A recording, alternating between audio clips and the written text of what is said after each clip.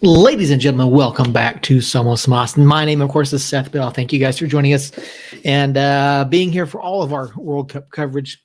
It looks like it's going to be just me this evening. I thought Jacob Earl might hop on. There's a chance they might still hop on as well, depending on what their plans are for the evening. But either way, I am here to talk about the finale of groups C and D from today. And man, it was just absolutely bonkers watching the early matches, looking at the drama there, then looking at the drama unfold as Group C finished out the day. There was obviously a lot going on in Group C today, but we'll start with Group D. Those were the early matches this morning. First one, Tunisia, France. We talked about this one a little bit yesterday heading into it. You talked about whether or not France was going to rest people. Were they going to rotate people in? Were they going to try to, close out the group on, with a third win? And they clearly didn't do that.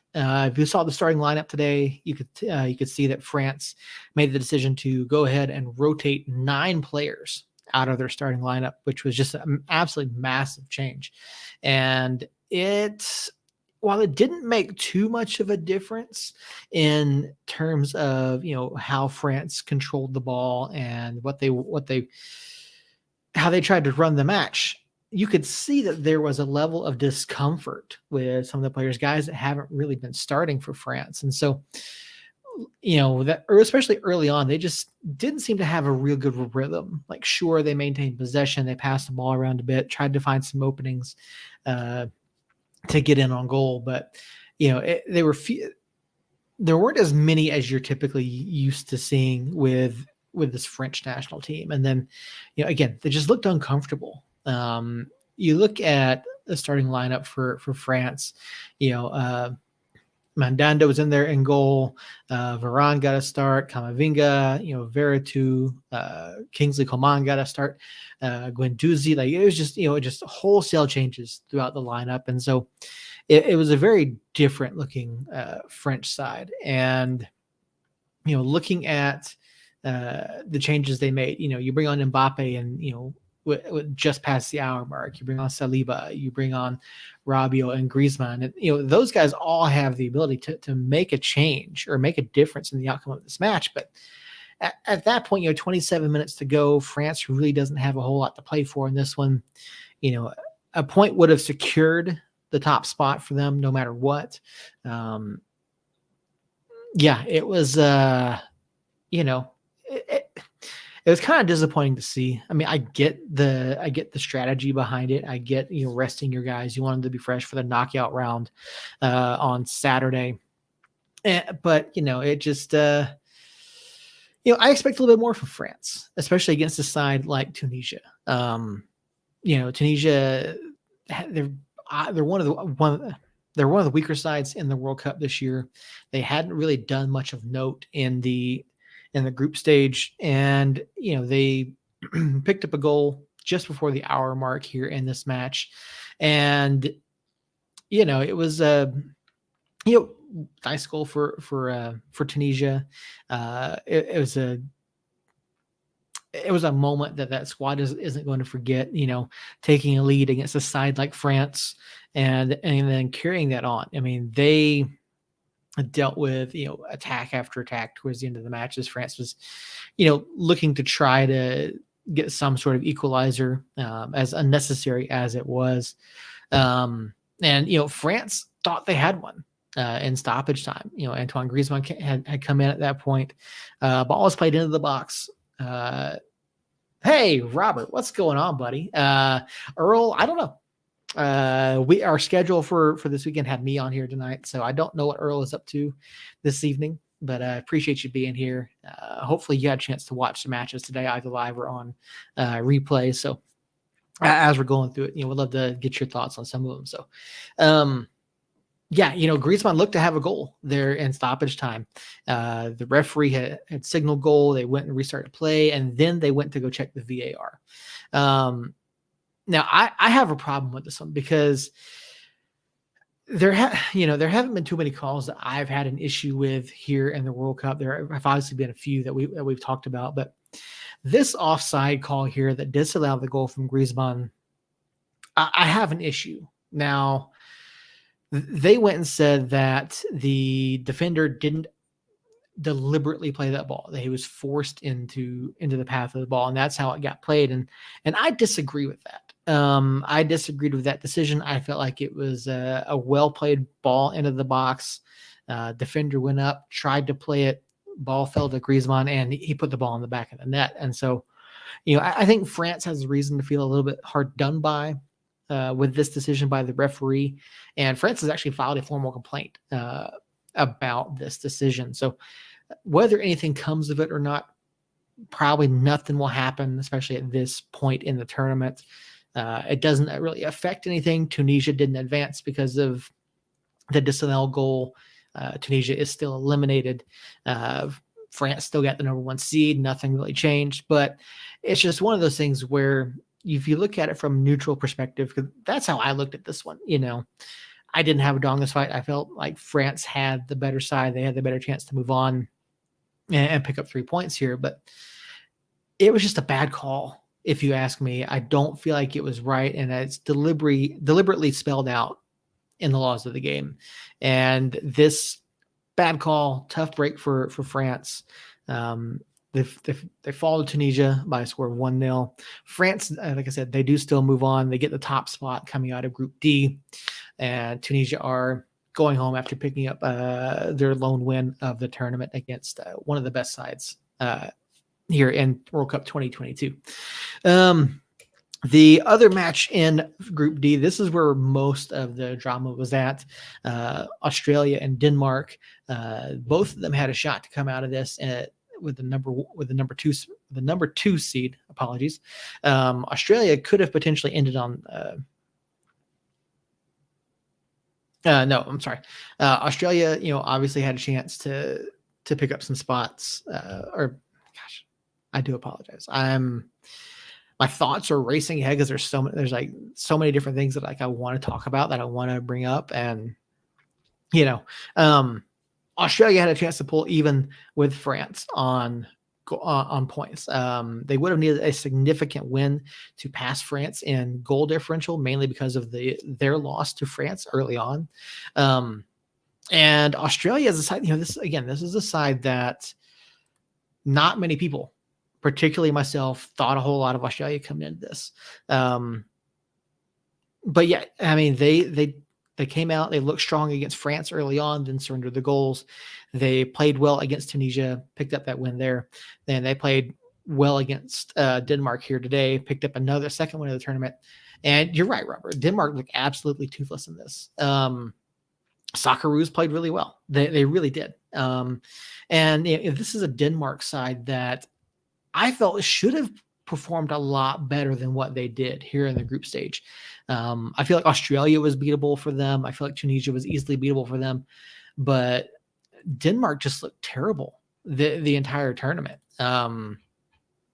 which is really disappointing. You look at that lineup that they threw out, like, Kasper Schmeichel, Lindstrom, Martin Braithwaite, Eriksson, Højbjerg. Like, they had guys who could put the ball in the back of the net. They had guys that could come out and make a difference for them, particularly against these other two sides. And I don't know. I can't explain it. I mean, they had nothing in the attack. They had nothing working for them.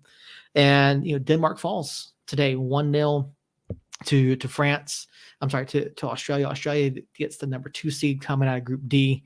Australia will play on Saturday. France will play on Sunday. So a little bit surprised by Australia in this. I'm glad to see it. This is I believe they're the first team. I saw it said earlier. They're the first team to come out of the Asia Pacific region to make it to the round of 16. So, I mean, congratulations to them. Fantastic showing for them. What happens with them in the knockout stage, who knows? Maybe they have a chance, but the problem there is that they're going to go up against Argentina. And after that, and we'll go ahead and move right on to the Group C here. I mean, Argentina, Poland, this is a match that Earl dubbed last night the AARP match. You had a soon-to-be potentially retiring Lionel Messi, or MLS-bound Lionel Messi, I should say, a potentially soon-to-be retiring Robert Lewandowski, guys who may never step foot in the World Cup again. Sorry, I think I'm gonna sneeze. Okay. Um, and so Poland, Argentina, this came out, and like I had this on one screen. I had the Mexico Saudi Arabia match on another screen, and I watched Poland today because I felt like Poland should have done a little bit better than what they did today. But after that opening day loss, or that opening, match day one, I should say, for Group C, after Argentina lost to Saudi Arabia, and that shock, like they really turned things around. They started playing better. You could see better deliveries on the ball, better play, more pressing attack, more opportunities in the box. You look at what Argentina did today. Argentina put 25 shots at goal, 13 of which were on target, and Szczesny was on track for a record day in terms of number of saves. But Argentina, man, Argentina looked absolutely fantastic today. They looked so much better than what they had in the first two matches. And match two was a progression on one, and this would look even better. And so Argentina may be figuring some things out. Obviously you can't play through Messi 100% of the time. You just can't. Aging superstar, yes, he is, but he is aging. He can't do everything himself, and so, Di Maria got the surprise start today, which I thought was really interesting. He added a different wrinkle up top, opened up some spaces for Messi. Julian Alvarez played well, and it's just incredible to see what this Argentina side can do when they're clicking, when they're forcing the issue, when they're getting the ball forward, getting into a dangerous area. You saw it cross after cross into the area, putting things into a dangerous position. And I mean, if not for Szczesny just standing on its head all day long, like this could have been a massive blowout. It still took Argentina a while to get on the scoreboard. You saw in the first half there was a shout for a penalty when here it is. Okay. Szczesny came off his line to make a save and caught Messi in the face. Messi goes down. Again, here's another one. I disagreed with this one.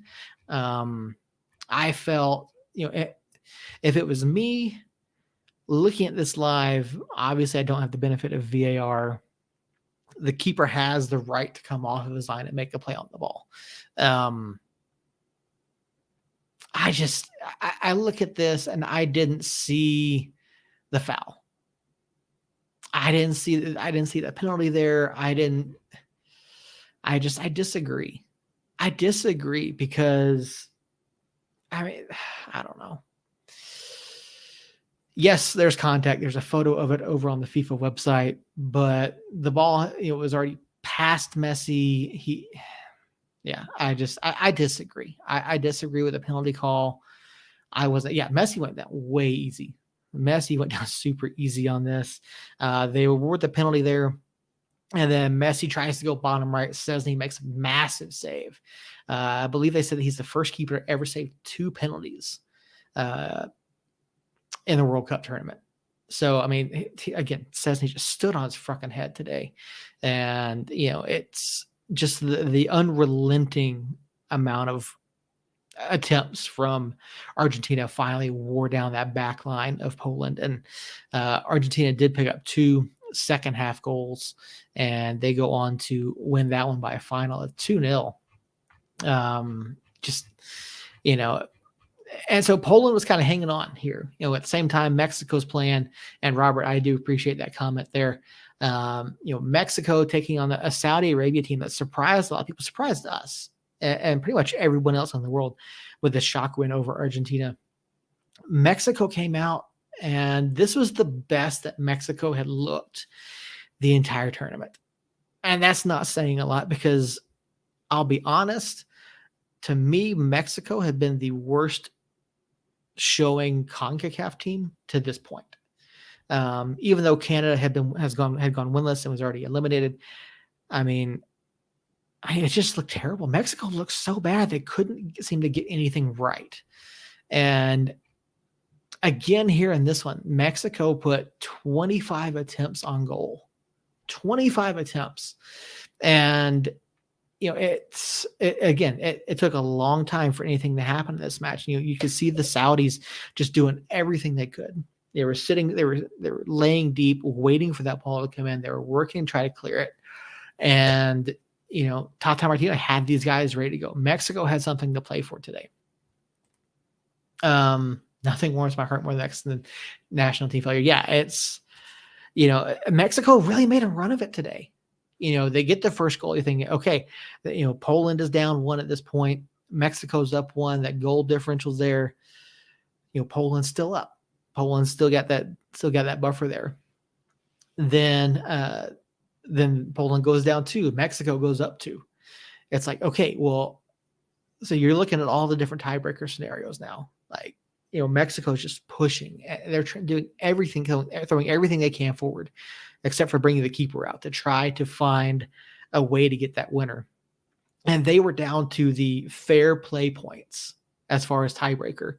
And they were talking about it, particularly in the Mexico broadcast. Mexico had been shown 7 yellow cards and Poland had only been shown 4 to that point. So there was a difference of 3 yellow cards. And that's what had Poland going forward. Poland picked up a later yellow card, dropped that difference down to 2. And, Mexico, again, they're just constantly pushing, trying to find a way in. And you see, like I said, they're throwing everything forward. They're doing everything they can. And they didn't have enough. And they give up a late goal to Saudi Arabia, which puts that goal differential back in play for Mexico. They're now, down a goal to Poland. And it just, this was not good. And we talked about it last night. We talked about what happens with Mexico, what happens with Elche, what happens with Tata Martino if this goes down, if Mexico loses this match, if they don't advance to the knockouts. And I like your comment here, Robert. Mexico needs to swallow their pride and turn toward youth. Even if they miss a cup, they are too old. Yeah, I agree. I don't disagree with that at all. There are a number of sides that are aging out of World Cup, being World Cup competitive. You see, I think Argentina is aging out of that. I think Poland is aging out. I feel like Belgium is as well. Maybe even Germany too. I think Germany is a little bit younger. I think Germany has a brighter future than the other ones do. But you got some guys that are aging out. Portugal, I think, is aging out. But yeah, Mexico, they didn't look good in the qualifying and leading up to World Cup. Obviously, they lost to U.S. Multiple times over the past year. Didn't necessarily look good. They were strong enough for CONCACAF, which is, Mexico's always done well there. But at the world stage, the best they've ever done is reach the quarterfinals. And that hadn't happened since, I think it was 1976, I saw. So, yeah, Mexico's got a long way. And, they disappointed massively on the world stage. They looked disappointing in the lead-ups to this. And so, again, like I said, we talked about what happens to Tata Martino. And we saw the report hours after the match. Tata Martino is no longer with the Mexican national team. So I don't know. Now Tata's not a guy that typically sticks around. He stayed with Atlanta United longer than he had anywhere else. And so he's typically a couple years at a place and then he moves on. So where he goes from here, I don't know. I'm sure he'll get another national team opportunity somewhere, but where that is, I don't know. And where Mexico goes from here, like Robert said, they need to get younger. They need to play. They need to build from the ground up, and you got 4 years to do that. I think if Mexico brings in a coach that, if you ask me, better understands the limitations of the players in that squad, then they're going to be competitive again in CONCACAF. They're going to be competitive again in Gold Cup, and they're going to be competitive again. Going forward, and looking at the 2026 World Cup, where you would hope that Mexico does well. Now, I'm curious. I don't know if they've announced it. I need to look it up. How they're going to handle the automatic qualifier for 2026? Do all three nations get an automatic qualifier? Because that would be really interesting if that was the case. Again, I have to look it up. I want to make sure that I have that right so that when we talk about it next time, we know what the situation is. Because 2026 is going to be a big year for CONCACAF, for the North American countries, for the national teams to put on display the best that they can. But yeah, just not good enough from Mexico, not good enough from Tata. I felt like he really went away from what he wanted to do, particularly in the second round. Yeah, Robert, that's a good point there too. Nationalize younger players. Now, we've seen over the past couple of years, there have been a number of guys with dual citizenship or dual nationality that have had to choose between U.S. and Mexico. And so I think that's something that we might see a lot more of. That might become a lot more competitive for those younger players going forward over the next few years. So maybe that's how Mexico starts to build their sides up. Maybe, they don't necessarily have a lot of guys playing internationally. We've seen comments from some of the bigger talking heads in the soccer sphere saying that even USL is better than some of the Mexican leagues as far as developing and moving players on. And so, it's, I think it goes to show there's a huge difference in where the U.S. and Mexico systems are right now, to where the U.S. is finding and developing these kids and moving them on and getting them even more talented. You look at guys like Joe Scally. Joe Scally's still a young kid. Ferreira's a young kid. Some of these other guys that haven't really gotten a whole lot of time, that haven't really gotten too many looks, they're going to be instrumental going forward. I mean, what happens with Jonathan Gomez in a couple years? What happens to some of these other kids? Do they stick with? Do they go U.S.? Do they go somewhere else? Do they take advantage of that dual citizenship or the dual nationalities? It'll be interesting to see what happens. But Mexico is without a head coach. They are out of the World Cup after a extremely disappointing World Cup showing for them. Saudi Arabia also eliminated despite their showing today. Saudi Arabia, against one of the surprises of the tournament, Saudi Arabia, they were impressive. They really were a lot in the first two matches. They looked really good. So kudos to Saudi Arabia. Hopefully they continue to develop those guys and get them more playing time throughout the Saudi league, which apparently Ronaldo's going to Al Nassr. I mean, if I'm getting paid almost $200 million a year, I go to Saudi Arabia too. So we'll see what happens with that. We'll see how that affects the Saudi league over there. But Group C, Argentina and Poland advance. Poland, I'm more worried about than Argentina going forward, because you've got Argentina taking on Australia on Saturday. That is a 12 o'clock kickoff for us here in New Mexico. I've got Argentina in this one. Look, Australia's been great. They've looked good so far. They shocked some people. They've played above expectations. But this is an Argentina. Yeah, there you go. Paid. Exactly. This is an Argentina side. Again, they've turned it around. They've turned it on since match day one. So I feel like Argentina is really coming into it. I don't see Australia getting past them. But we'll see what happens Saturday, noon Mountain Time, Argentina, Australia. And then on Sunday, you've got France taking on Poland. I really don't like Poland's chances here. France has been the better side, and you're going to see their full complement of guys on Sunday. Giroud, Mbappe, all these guys are going to come back in. They're going to get the start, 60, 90 minutes or whatever it is. France over Poland. That is the 8 a.m.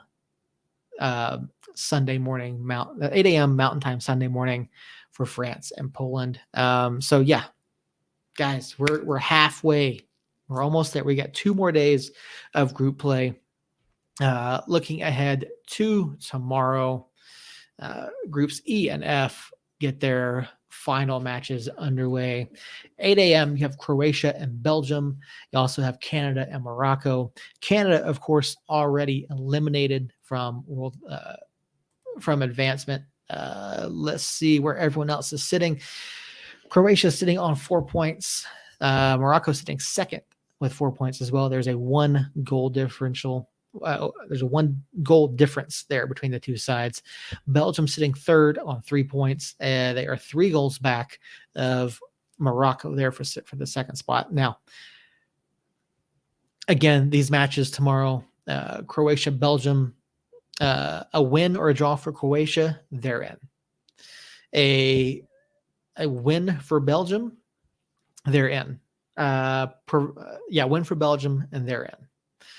Croatia, a win or a draw, and they're in as well. So, I mean, they even could potentially get in with a loss, but that would also depend on the result of the Morocco-Belgium game. So, interesting matches here. I feel like Croatia has the better shot over Canada here.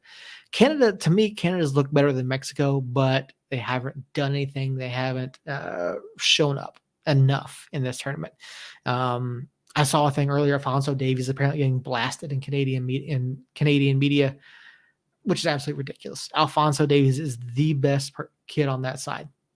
Like, he is the future for the next 4, maybe 8 years of Canadian soccer. So, it's these guys that are saying something, and one of the few appearances Canada's ever had in the World Cup, like, forget it. Like, this is Alphonso Davies should not be blasted for this. I mean, it's just, it's not necessarily it's a pretty hard group that they're in. I mean, you look at Belgium and Croatia, 2 very good sides. I feel like Belgium's played down a little bit in this World Cup to their opponents. Morocco's been a bit of a surprise. So Croatia, Canada on tomorrow morning. Croatia, Belgium tomorrow morning. This is going to be a crucial match. I don't know about Belgium. Belgium has played down, like I just said. I feel like Croatia has the edge here.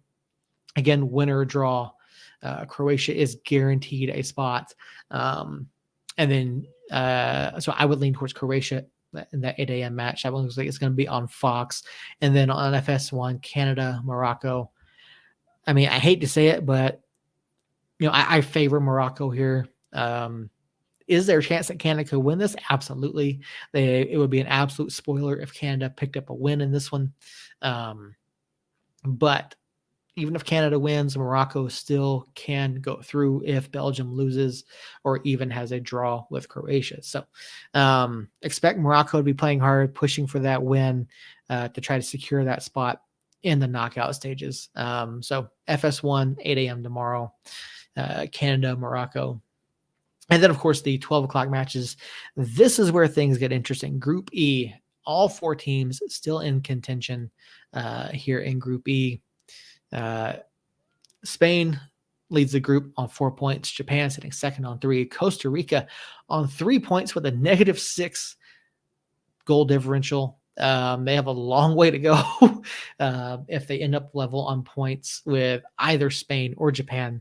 And then Germany still in contention, 1 point currently. No wins so far. So noon tomorrow, you've got Japan and Spain. Japan is, again, another surprising team. I feel like Spain is hands down the better side, but Japan has surprised some people. They've surprised us, Yeah, exactly. That's exactly this right here, Robert. It's laughable. Canada and soccer typically don't typically go hand in hand. They should be thankful. They absolutely should. They should be absolutely thankful that they're even in the World Cup, that people are even talking about Canada. They really should, most people don't even know that there's a Canadian Premier League. So, it's disappointing. It's really disappointing to see what's happening to Alphonso Davies. Japan, Spain. I feel like Spain's got the edge here. Spain is an extremely talented side. But, this could be one where they I mean, I don't think Japan pulls the upset, but they've already done it once. So uh, keep an eye on this one. I think, I mean, honestly, if you can, watch both of these matches, because I think Costa Rica, I don't think they have a shot against Germany, but if Germany can't figure their stuff out, they got a problem. They got a problem, and I think they may see a coaching change as well if they don't move forward here. But it's going to take a pretty significant effort from Germany to top Costa Rica here. Spain is in with a win or a draw. Japan, a win and they're in. A draw depends on the results from Costa Rica, Germany. Costa Rica is in with a win, provided Japan loses or draws. If Japan and Costa Rica both win, Costa Rica would have to win by minimum 7 goals over Germany, which I don't see that happening. Germany is in with a win if Japan and Costa Rica both lose. So there are still things to be played for there in that group. A lot of things to watch out for. I think Germany is going to beat Costa Rica. I just don't think Costa Rica has what it takes to get out of that group. Going to be a lot of fun. Let me double check that broadcast schedule. Japan, Spain is on Fox. Costa Rica, Germany, FS1. So keep tuned in for those tomorrow. We have 8 more matches in the group stage, guys. And then we're on to the knockouts this weekend. And it's can't wait to see what happens. It's getting down to the nitty gritty. Like, I mean, really, we have 8 matches, 8, 16, 20, 22, 23 matches left. If my very quick math is correct. So we're almost done. We're over halfway done with the World Cup already. Like, granted, we still have a couple weeks of soccer, which is fantastic. So, really looking forward to tomorrow and Friday. Group G and H closes out the group round on Friday. So, guys, that's it for me. So much that we've talked about over the past week and a half. So much more we're going to talk about over the next couple of weeks. We still haven't gotten a whole lot of United news. No roster news. We do have some players up for goal of the year and save of the year. Alex Tambakis is in the voting 3 times for save of the year. Nico Brett, I believe Nico Brett is in for goal of the year. So go vote, get those votes in. And guys, until tomorrow night, Robert, thank you for being here. Appreciate you as always, man. Until tomorrow, Somos Unidos.